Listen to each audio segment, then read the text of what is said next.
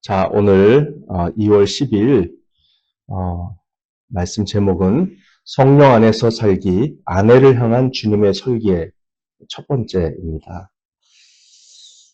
자, 에베소서 5장 22절부터 25절 한 번 더 읽어드리겠습니다. 아내되니 여러분 남편에게 하기를 주님께 하듯 하십시오. 그리스도께서 교회의 머리가 되심과 같이 남편은 아내의 머리가 됩니다. 바로 그리스도께서는 몸의 구주이십니다. 교회가 그리스도께 순종하듯이 아내도 모든 일에 남편에게 순종해야 합니다. 남편 되니 여러분, 아내를 사랑하기를 그리스도께서 교회를 사랑하셔서 교회를 위하여 자신을 내주심 같이 하십시오. 아멘. 잠시만요.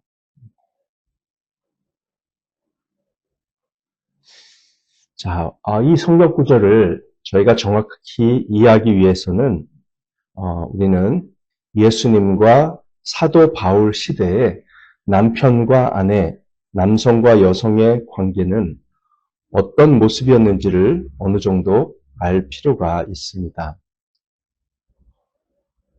에베소 교회에도 유대인 그리스도인들이 있었음에 틀림없습니다. 먼저 당시 유대인들의 결혼에 대한 인식을 살펴보는 게 저희들에게 필요하겠죠. 자, 이 편지 에베소서는 편지에 지역 이름이 적혀 있지 않았다고 제가 말씀드렸죠. 네, 순회 서신입니다. 혹은 회람 서신이라고도 하는데요. 그런 편지로서 모든 교회에 전달이 되었고요. 결국 오늘날의 튀르키예인 당시 소아시아의 모든 교회뿐만 아니라 모든 곳에 모든 교회에 전달되었습니다. 그 당시 초대 교회에는 어느 지역에 있는 교회나 많은 유대인들이 있었어요. 바울은 그 유대인 그리스도인들도 결혼에 대한 성경적 관점을 이해하기를 바랐음에 틀림없습니다. 그렇죠. 유대인들은요, 당시 성경의 가르침에서 많이 벗어나 있었기 때문에 여성을 바라보는 시각이 우리가 생각했던 것과 상상도 할 수 없을 만큼 차이가 나고, 그 다음 형편이 없었습니다. 그럼 들어보세요. 기가 찹니다. 실제로요, 당시 유대인 남성들이 매일 아침, 하루도 거르지 않고 매일 아침 사용하는 유대인 기도문이 있었어요. 로마 카톨릭 교회도 기도문이 있잖아요. 매일 그거 보고 기도하는 기도문이 있는데, 자, 어디서부터 하냐면요. 자, 당시 그 유대인들에게도 사도 바울이 이 에베소서 5장 말씀을 꼭 전하고 싶어 했다고 저희들이 확신할 수 있는데요. 에베소 교회도 유대인들이 있었기 때문입니다. 근데 유대인들은 당시 성경의 가르침에서 많이 벗어나 있었기 때문에 여성을 바라보는 시각이 형편없었습니다. 실제로 당시 유대인 남성들이 매일 아침 사용하는 유대인 기도문이 있었거든요. 로마 카톨릭 교회에서 매일 그 기도문 보고 읽잖아요. 그런 것처럼 유대인 남성들이 매일 보고 읽는 기도문 중 하나에는, 기도문의 그 내용 중 하나에는 그 남성들의 태도를 보여주는 한 줄의 괴상한 기도가 있습니다. 그 기도 들어보세요. 경악합니다. 하나님, 저를 이방인으로 노예로 만들지 않으셔서 감사하고 또 여자로 만들지 않으셔서 감사합니다. 라는 내용입니다. 저를 여자로 만들지 않아 주셔서 감사합니다라는 기도를 유대인 남성들이 매일 했다는 겁니다. 유대인들은 여자를 남자보다 인간 수준에서 낮은 존재로 인식했습니다. 그러니 예수님께서 보실 때 유대인 남성들이 얼마나 덜 떨어져 보였고 얼마나 사악한 존재로 보였겠습니까? 당시 여자는 유대인들에게 있어서 사람이 아니라 물건처럼 여겨졌습니다. 여성에게는 법적인 권리가 없었어요. 법정에서 증언할 권리가 없었습니다. 여성의 증언은 증언의 가치가 1도 없었습니다. 그래서 여성은 법정에 설 수 없었습니다. 신약시대 유대인들 사이에서 이혼은 비극적일 만큼 쉽고 흔한 일이 되어 있었습니다. 그리고 그들은 구약성경의 한 구절로 그 이혼을 뒷받침했는데요. 신명기 24장 1절입니다.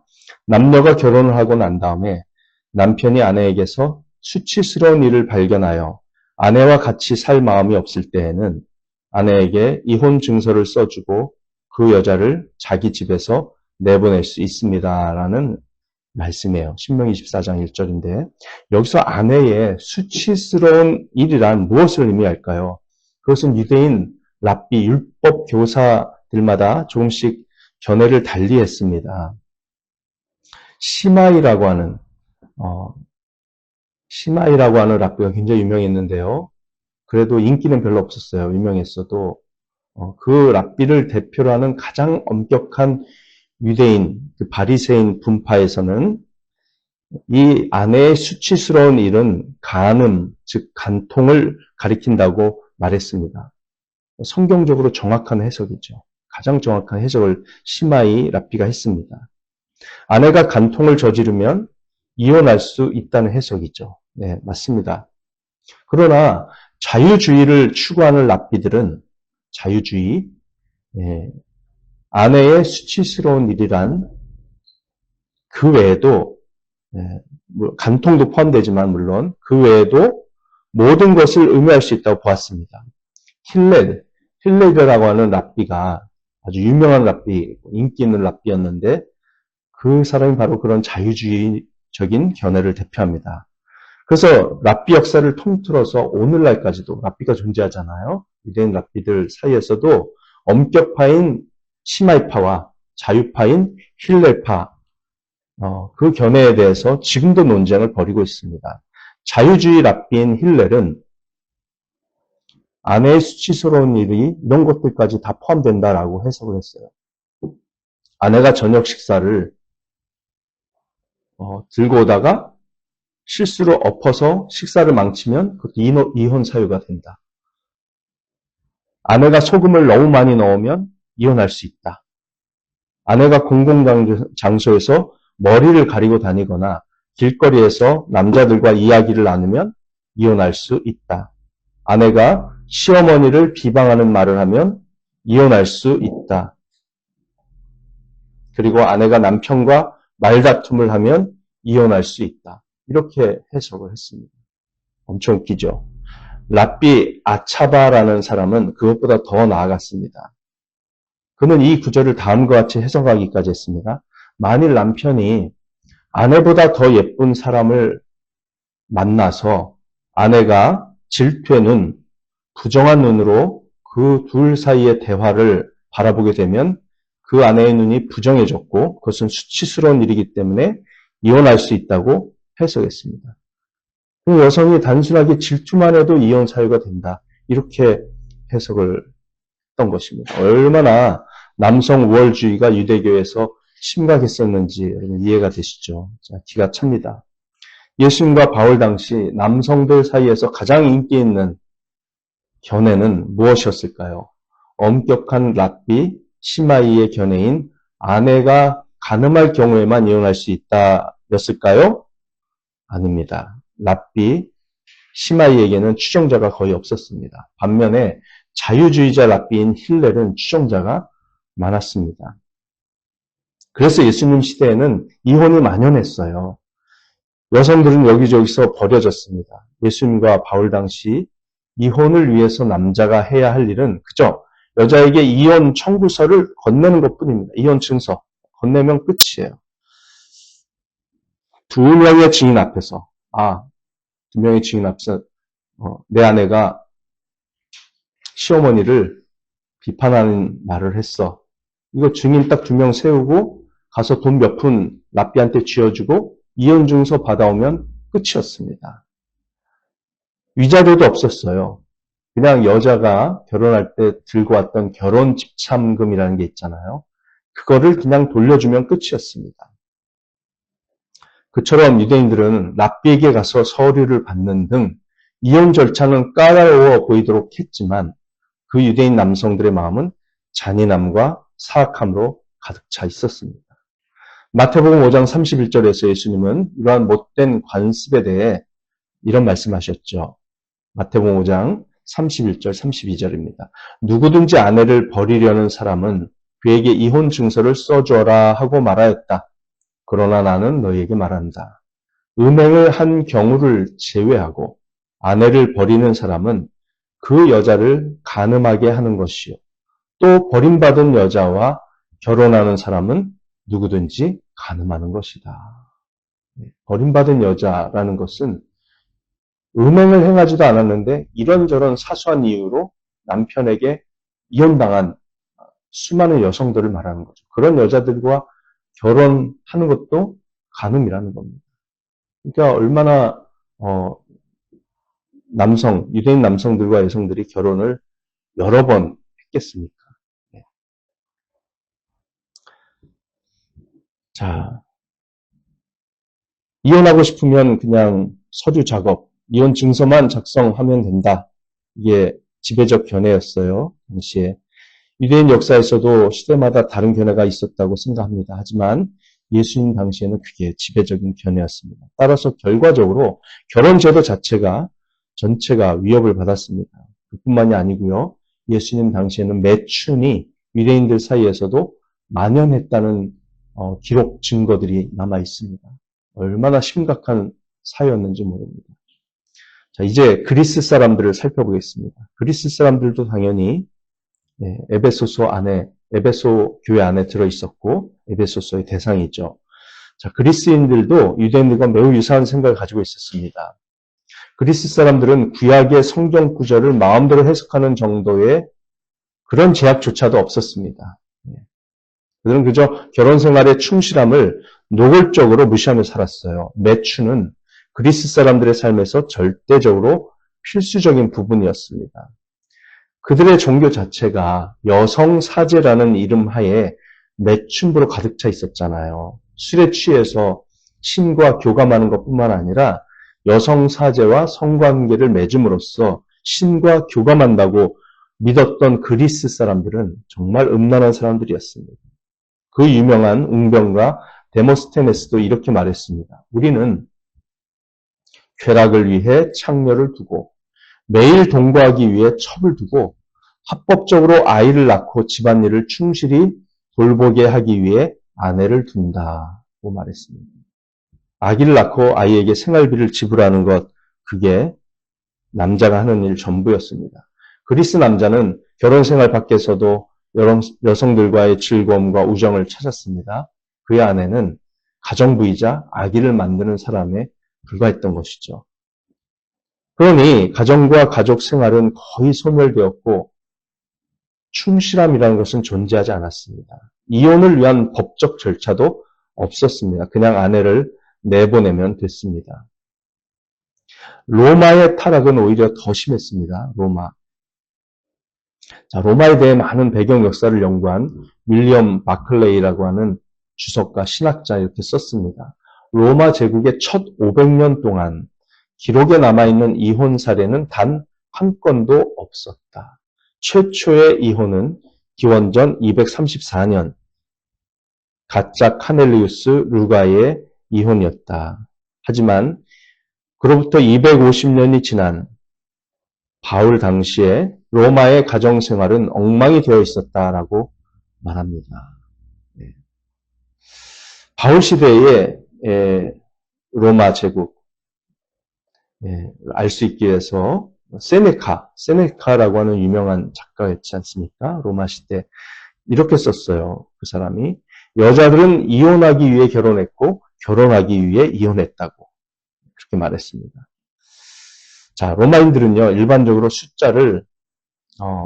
숫자로서 연대를 매기지 않고요 두 가지로 연대를 매겼습니다.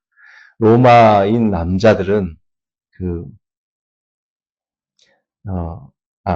얘기를 먼저 해야겠네요. 오늘날 일본에서 천황의 이름으로 연대를 매기지 않습니까? 그래서 쇼와 몇 년, 레이와 몇 년, 이렇게 연대를 매기는 거하고 비슷한데요. 당시 로마 남성들은 로마를 통치한 로마 집정관의 이름을 사용하여 집정관 이름 몇 년, 이게 이제 연대를 계산하는 법이었습니다. 그런데 여성들은 남편의 숫자로 연대를 매겼습니다. 그러니까 연대를 매길 때 13번째 남편, 17번째 남편, 25번째 남편 이런 식으로 연대를 매기는 것이 유행할 정도로 여자들이 많이 결혼했다는 겁니다. 예, 제롬이라는 기독교 지도자의 기록에 따르면 그는 이렇게 썼습니다.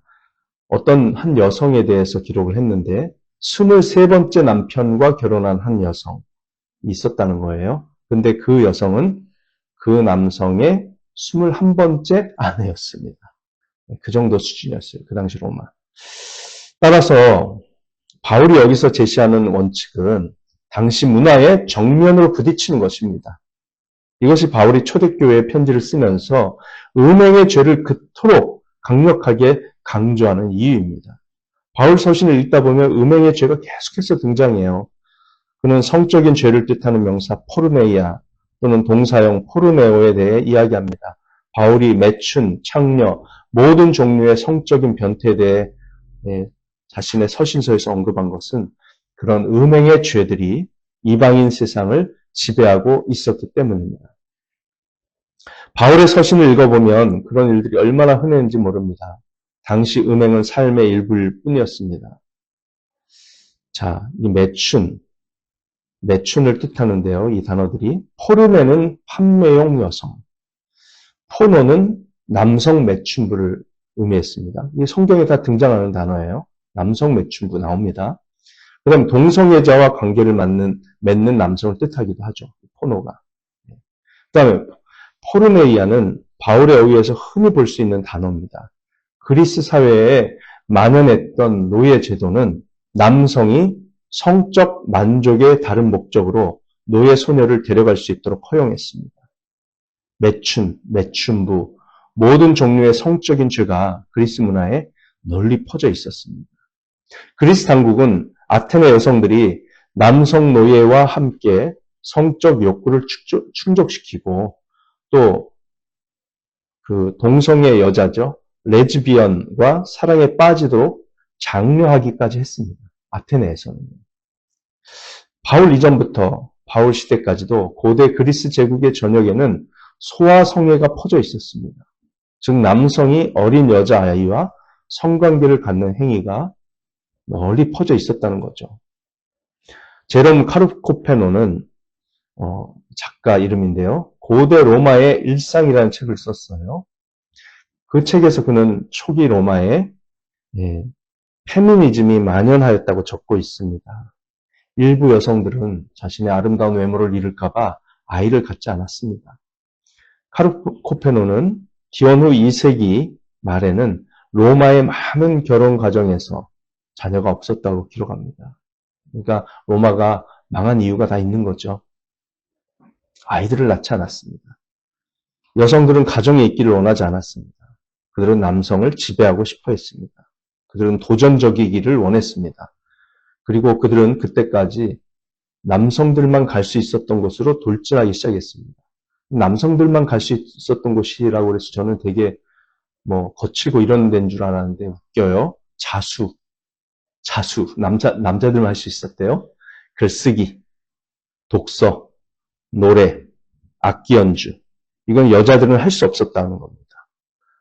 그러니 남자들이 얼마나 무지막지한 삶을 사는지 알 수 있죠. 근데 여자들이 자기 권리를 찾기 위해서 그런 거에 다 이제 참여하기 시작했던 거예요. 남자들이랑 경쟁을 그런 분야에서 다 하게 된 겁니다. 법적 소송이나 시사 정치 연구에 여자들이 열정적으로 뛰어들었고 전 세계의 소식에 열광하기도 했습니다. 그래서 로마의 그 당시 기원 후 2세기의 기록에 보면 중국에 대한 뉴스 이런 것들이 여자들이 막 엄청 노력해서 파악하고 얘기하고 이런 걸 즐겼다는 겁니다. 여성 펜싱, 진흙탕 레슬링. 기원전 2세기에 이미 로마 여성들 사이에서는 나만의 삶을 살자라는 공식이 유행하기 시작했다는 겁니다.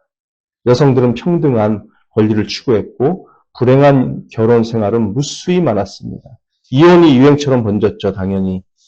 고대 로마의 작가 유베날은 여자들은 이렇게 남편 위에 군림하다가 얼마 지나지 않아 자신의 왕국인 가정을 떠나 신부의 베일을 벗어던지고 이 집 저 집을 떠돌아 다닌다고 기록할 정도로 당시에 로마 여성들은 자유로운 여성상이었다는 겁니다. 자, 성경의 가르침은 바울 시대에 반문화적인 것, 즉 문화를 역행하는 것으로 여겨졌습니다. 성경의 가르침은 오늘날에도 반문화적인 것처럼 여겨지죠. 그렇죠. 우리 성경의 가르친 대로 일부일처제라고 강조하고, 그다음 남편과 아내가 서로의 몸을 주장한다. 다시 말하면 성생활에 있어서 주도권은 상대 배우자가 가진다는 거죠. 이렇게 서로 섬기는 관계. 네. 그래서 섹스리스 부부가 이렇게 만연해 있는 이 사회에서 성경의 가르침은 얼마나 낯설게 느껴지나요? 반문화적인 걸로 들릴 수밖에 없습니다. 그런데 그것이 바로 가정 회복의 회법이고 하나님께서 설계하신 가정을 이룰 수 있으려면 주님 말씀대로 순종해야 된다라는 것이죠. 그래서 에베소서 5장 22절부터 24절 아까 읽었던 그 말씀, 이것은 하나님께서 결혼을 인생이 줄 수 있는 최고의 선물로 설계하셨다는 것을 우리로 하여금 알게 해줍니다. 사실 베드로가 생명의 은혜라고 결혼 생활을 불렀잖아요. 옳은 명칭입니다. 하나님의 원래 설계는 매우 분명했습니다. 한 남자와 한 여자가 평생 함께하며 최상의 삶, 최고의 삶을 사는 거죠. 결혼에 대한 유일한 희망은 하나님의 말씀에 순종하고 하나님의 성령으로 능력을 받는 것입니다. 그러므로 우리는 좋은 결혼, 위대한 결혼, 축복받은 결혼, 행복하고 충만한 결혼을 희망할 수 있는 유일한 조건은 바로 예수 그리스도를 통해 남녀 모두가 구원을 받는 것이라고 결론 지을 수 있습니다. 그래야지만 하나님께 순종함으로써 서로가 행복해질 수 있습니다. 구원은 하나님과의 올바른 관계로 인도하고 저주를 최소화하고 우리 마음과 가정에 성령님을 보내주고요. 신자를 성경의 권위 아래 두고 기꺼이 순종하게 합니다. 그때 비로소 희망이 생깁니다. 방금 읽은 본문의 가장 핵심적인 점은 복종입니다. 우리는 서로에게 복종하며 자신보다 상대방을 더 염려하고 자신의 일보다 타인의 일을 더 염려하며 자기에게 속한 일보다 타인에게 속한 일을 바라보도록 하나님으로부터 명령을 받습니다. 이 모든 것은 빌립보서 2장에서 배운 것입니다.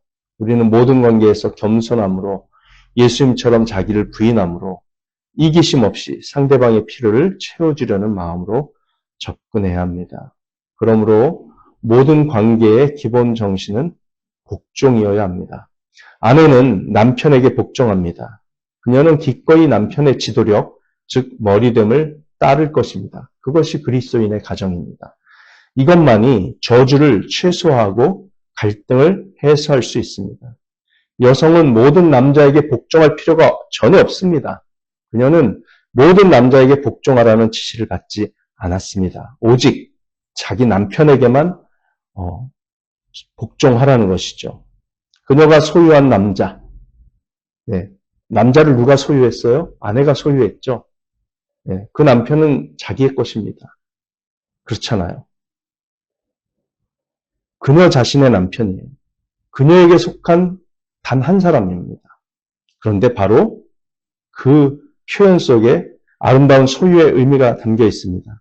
그 남편은 그녀에게 속하지만 그녀는 그 남편에게 복종합니다. 왜요? 하나님께서 그 가정의 주인이 되시도록 하기 위해서죠.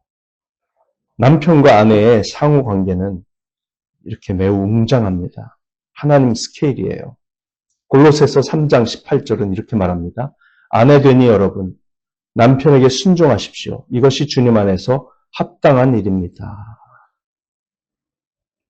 남편에게 복종하는 일은 마땅하고 적절하며 바르고 주 앞에서 옳은 일입니다. 이 시대 문화 속에서 문화적으로 선호되는 일이 아니라 할지라도 그것은 모든 시대를 초월하는 하나님의 영적인 명령입니다. 합당한, 마땅한이라는 이 단어는 의미가 깊습니다. 예를 들어서 빌레몬서 8절에서는 같은 헬라어 단어가 쓰였는데 거기서는 법적으로 구속력이 있는 것을 가리킵니다. 따라서 여기 골로새서에서는 하나님의 명령을 나타내는 거죠. 아내가 남편에게 복종하는 것은 법적으로 구속력을 가진 하나님의 명령이라는 것을 강조하는 단어가 쓰인 것이에요. 자, 그런데 순종의 역할에서 합당한 것에도 한계가 있죠. 예, 합당한 순종이 있고 합당하지 않은 순종이 있어요. 자, 아내는 하나님을 모독하는 일에 있어서 남편에게 순종할 필요가 전혀 없습니다. 그렇죠? 하면 안 되죠. 네. 사도행전에서 사도들이 전도하지 말라는 명령을 받았을 때 우리는 사람보다 하나님께 순종해야 한다라고 그들은 대답을 했습니다. 네, 박해를 받더라도 그렇게 대답했어요. 기억하시죠? 그런 상황이 되면 하나님께 순종하기로 선택해야 합니다. 에스더서에 나오는 왕의 그 첫 번째 아내 와스디라는 여인을 여러분 기억하시죠? 왕이 그의 아내 와스디에게 술 취한 군중 앞에서 음란한 춤을 추라고 요구했을 때 와스디는 거절했습니다. 그리고 대신 에스더가 왕비가 됐죠. 저는 와스디의 행동이 매우 적절하다고 찬성합니다. 그렇게 술 취한 군중들 앞에서 왕비가 음란한 춤을 추도록 요구받았을 때 차라리 왕비를 하지 말지, 왕비를 안 하고 말지 그 음란한 춤을 거기서 추어야 되겠습니까? 네, 저는 와스디가 잘했다고 생각해요. 옳은 선택이었습니다. 그러나 그런 예외적인 상황 말고 창조 질서와 하나님의 올바른 설계 안에서 아내가 남편에게 복종하는 것은 전적으로 옳은 일입니다. 그것은 전능하신 하나님 자신의 계명에 의해 법적으로 구속력을 가집니다. 바울은 주님 앞에서 합당하다고 말합니다. 그 남편의 가정에서의 지도력은 하나님께서 주신 것이며 아내는 이를 인정하고 사랑으로 복종하는 겸손한 마음으로 그 지도 아래 들어와야 합니다. 이것은 실행하기 쉬워야 하고 매우 적절하고 잘 이해되어야 합니다. 교회 안에서 이게 문화가 돼야 돼요. 당연한 것으로 돼야 돼요. 쉬운 일이 돼야 됩니다. 네. 이상한 것처럼 그렇게 정의가 되어서는 안 됩니다. 다만 창세기의 저주와 우리의 죄성 그리고 사탄이 결혼을 혼란스럽게 하려고 가한 맹공격으로서의 여성 해방 운동 때문에 우리 문화권과 이 시대에서는 절대 쉬운 일이 아닌 게 되었습니다. 하지만 그리스도인들이라면 이것을 당연하고 쉽게 여길 수 있어야 합니다. 그래야 하나님께서 설계하신 행복하고 아름다운 가정이 이루어질 수 있습니다. 그걸 하지 않으면서 행복한 가정을 바란다는 것은 앞뒤가 맞지 않는 거죠. 다음 시간에 좀 더 자세히 이어서 다루도록 하겠습니다. 우리 모두 문화와 시대 정신을 뛰어넘어서 영원한 하나님의 말씀에 순종하는 자들이 되기를 간절히 소망합니다. 기도하시겠습니다. 하나님 감사합니다. 오늘도 저희들에게 문화를 뛰어넘는, 시대를 뛰어넘는 반문화적인 것으로 보이는 주님의 명령을 저희들이 다시 한번 마음속에 되새기게 하여 주셔서 감사합니다. 교회 안에 있는 우리 청년들과 젊은 여성들에게 저희들이 이 하나님의 말씀을 잘 가르칠 수 있도록 도와주시고 참으로 어렵지 않고 쉬운 일이 될 수 있도록 하나님 저희들을 바꾸어 주시며 이 세상과 세상의 사탄적인 문화와 싸우고 저항하여 하나님의 거룩한 명령을 사수할 수 있게 하여 주시옵소서. 그리함으로써 가정마다 참으로 행복하고 참으로 하나님의 거룩한 설계대로 작동하는 그런 가정들, 그런 교회가 되게 하여 주시옵소서. 예수 그리스도 이름으로 감사하며 기도합니다. 아멘. 네, 사랑하고 축복합니다. 오늘도 복된 하루 되시기 바랍니다. 기도하는 시간 갖겠습니다.